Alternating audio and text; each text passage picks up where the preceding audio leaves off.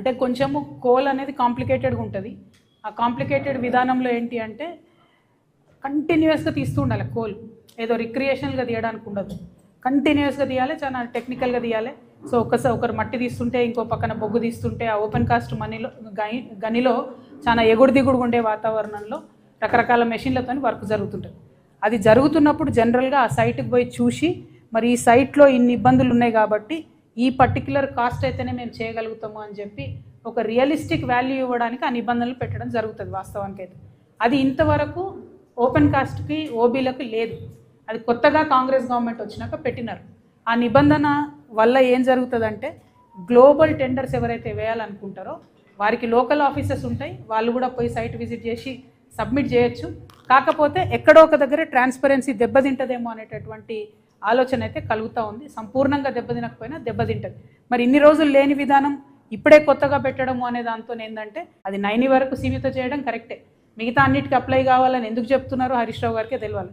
ఎందుకంటే హరీష్ రావు గారికి సంబంధించిన ఒక కంపెనీకి కూడా ఎక్సెస్కి ఇదే కాంగ్రెస్ గవర్నమెంట్లో టెండర్ వచ్చింది. నేను ఆ పేరు కూడా చెప్తా చూసుకోండి. అది మన HCPL అనేటటువంటి కంపెనీకి 7.96% ఎక్సెస్కి టెండర్ వచ్చింది. ఇది కూడా హరీష్ రావు గారి కంపెనీయే.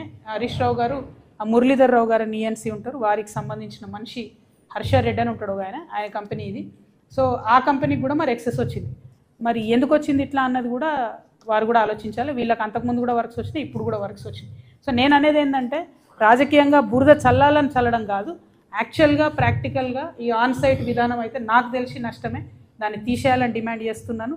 రెండవది ఏదైతే ఓబీ కాంట్రాక్టర్స్కి పెట్టేటటువంటి రిస్ట్రిక్షన్స్ ఉంటాయో 9 విషయంలో వాటిని చాలా లూజ్ అని చేసేసారు. ఎందుకంటే కృష్ణారెడ్డి గారికి అవకాశం ఇవ్వడానికి.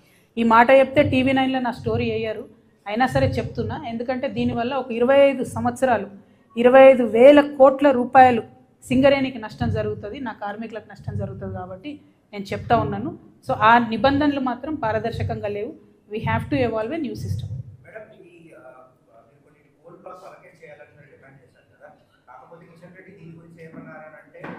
సుప్రీంకోర్టు నిబంధనల ప్రకారం ఆప్షన్లో సింగరేణి పాల్గొవాలి, అది కొన్ని ఆప్షన్స్లో పాల్గొకపోవడం దురదృష్టం, దానివల్ల వాళ్ళకి దక్కట్లేదు అనేది.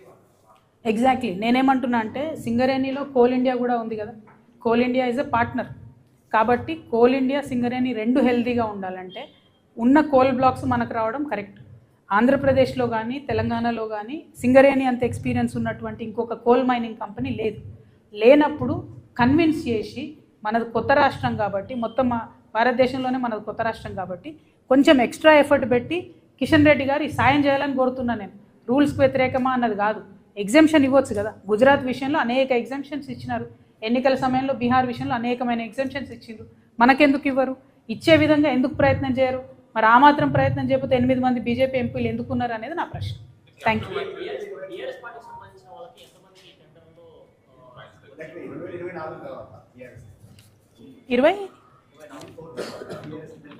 24 తర్వాత నా సమాచారం ప్రకారం అయితే 5 టెండర్లు ఉన్నాయి ఇక్కడ.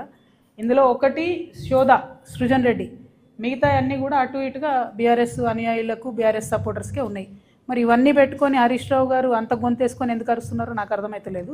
అల్టిమేట్గా నేను అనేది ఏంటి అని అంటే ఏదైతే లెక్కలు తేలలేదు వాటాలు తేలలేదు అని పదే పదే గుంటనక్క గారు అంటుంటే నాకు అనిపించేది ఏంటంటే ఆయన లెక్కలు వాటాలు తేలలేదేమో అని. ఒకటి.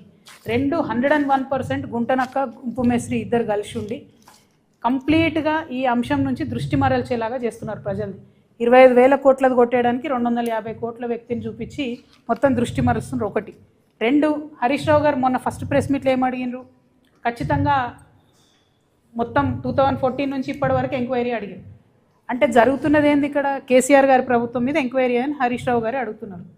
అన్ఫార్చునేట్లీ ఈ గుంటనక్క గారి యొక్క గోతిలో కేటీఆర్ గారు పడ్డారు. తెల్లారి ప్రెస్ మీట్ పెట్టి ఆయన కూడా అదే అడుగుతున్నాడు.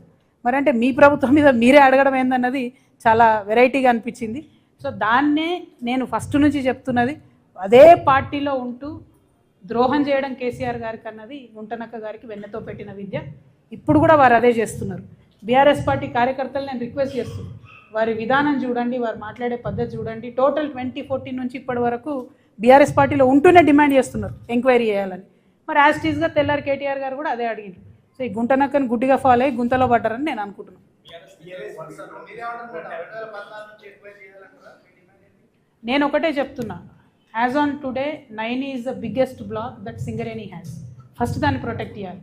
ఆ తర్వాత ఏదైతే కేంద్ర ప్రభుత్వం ఎంక్వైరీ అన్నారో ఇంకొంచెం డీటెయిల్గా ఎంక్వైరీ చేయండి, నాకేం ప్రాబ్లం లేదు. 2014 నుంచి చేసుకోండి, 1956 నుంచి చేసుకోండి. మాది కార్మికుల పక్షం, కాంట్రాక్టర్ల పక్షం కాదు కాబట్టి నాకు టెన్షన్ లేదు. సో అల్టిమేట్గా సింగరేణి సంస్థ బతకాలంటే సింగరేణికి ఉండాలి 9 అనేది. సింగరేణి ద్వారానే అక్కడ ఓపెన్ కాస్ట్ మైనా ఏది చేస్తారో చేయాలని నా కోరిక.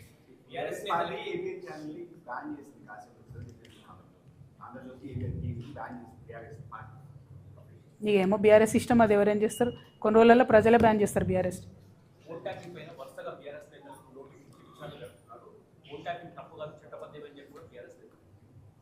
అంటే నేను ఒకటే మాట చెప్తా ఉన్నాండి, అసలు కాంగ్రెస్ ప్రభుత్వం ఎవరికి నోటీస్ ఇస్తుందో అర్థమవుతలేదు. ఫోన్ ట్యాపింగ్ చేసిన వాళ్ళకి ఇస్తున్నారా, ఫోన్ ట్యాపింగ్ బాధితులకు ఇస్తున్నారా? 2 ఏళ్ళ ఇది టీవీ సీరియల్ లెక్క కొనసాగుతూనే ఉన్నది. ఆ కార్తీక దీపం అన్న గుర్తుంటుంది కానీ ఇది గుర్తుంటలేదు ఇది. సో ఘోరమైన పరిస్థితి ఉన్నది ఇక్కడ. సో నాన్ సీరియస్ అయిపోయింది, జోక్ అయిపోయింది ఫోన్ ట్యాపింగ్ అంటే. వేరేజ్ మాలాంటి వాళ్ళ ఆవేదనను ప్రజలు అర్థం చేసుకోవాలి, ప్రజలు సీరియస్గా తీసుకోవాలంటే తొందరగా దాన్ని తేల్చాలి, తొందరగా క్లోజ్ చేయాలి. అట్లా కాకుండా సాగదీస్తూ రాజకీయాల కోసం పదే వెళ్ళడం అన్నది కరెక్ట్ కాదు. చాలా నాన్ సీరియస్ అప్రోచ్తో జరుగుతుంది. We're not happy.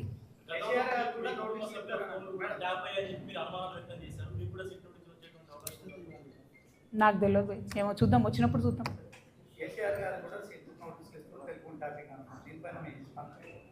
నేనేమంటున్నా, అది జోక్ అయిపోయింది, టీవీ సీరియల్ లాగా అయిపోయింది. సీరియస్నెస్తో చేస్తే బాగుంటుంది. అట్లా కాకుండా రేపు పొద్దున దాని రిజల్ట్ ఏం లేకుండా ఊరికే చేసేసి ఎలక్షన్ అయిపోయాక బంద్ పెడతారేమో అని నాకు అనిపిస్తున్నది. ఎందుకంటే ఎప్పుడు ఎలక్షన్ వస్తే అప్పుడే వస్తున్నది ఫోన్ ట్యాపింగ్ విషయం తప్పితే మిగతా టైంలో వస్తలేదు. ఇప్పుడు ఈ నోటిఫికేషన్ వచ్చిన తర్వాత మళ్ళీ చేస్తారేమో, ఎందుకంటే అర్బన్ ఏరియాస్లో పోలింగ్ ఉంది కాబట్టి దానికోసం చేస్తున్నారని నాకు అనిపిస్తుంది. నేను మళ్ళీ చెప్తున్నా, ఇది కరెక్ట్ కాదు. ఫోన్ ట్యాపింగ్ అనేటటువంటిది టెర్రరిస్టుల కోసం పెట్టినటువంటి విషయాన్ని అన్ని ప్రభుత్వాలు దుర్వినియోగం చేస్తున్నాయి. అది చేయకూడదని మాత్రమే నేను డిమాండ్ చేస్తాను. Thank you. జై తెలంగాణ. జై కవితక్క.